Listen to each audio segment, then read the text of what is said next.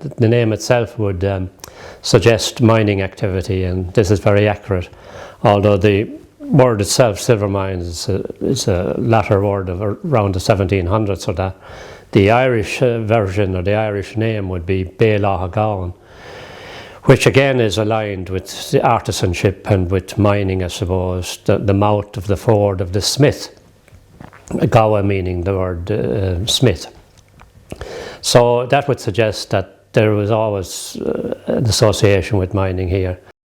Now, recorded mining only started in 1289. This is the first mention we have, and this ties in well with the political situation when the Normans came to Ireland in the 12th century, and they came to Tipperary under the great family name of the Butler, and it was in this part of the world in Nina that the Butler family was founded.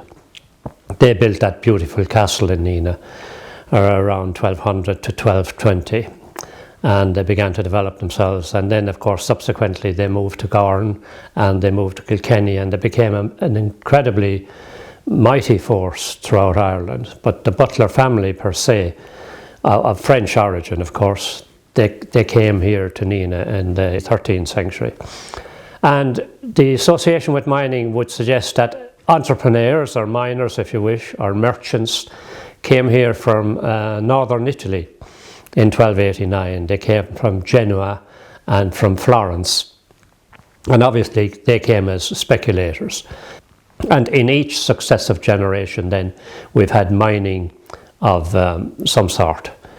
Sometimes it was influenced by the presence of the Lord, in particular Lord Denali, who was a Cromwellian planter here in the 1600s, and he set up base here originally at Dunail, which is from which he took the name subsequently Dunalley. Dun meaning the fort and Isle meaning the cliff, and this castle, which had been at Garryard, had been built as an O'Kennedy castle. So in advance of all of that, of course, the area around here is essentially O'Kennedy country, and up to 36 or 38% of the land was held here by the O'Kennedys before the arrival of the Cromwells. So there was a huge transformation then when the O'Kennedys fell out of favour and lost a lot of their land and were replaced by the Cromwellian planter.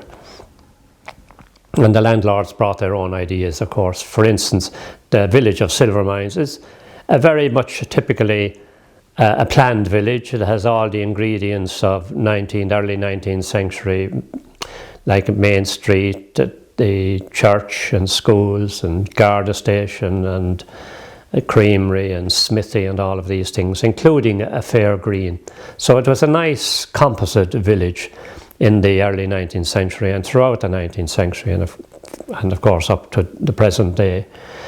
So, and we see this very much in evidence still. It was planned, so it was laid out pretty attractively.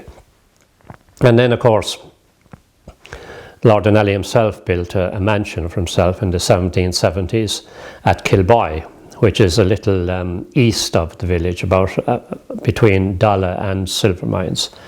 And he lived there until the 1960s.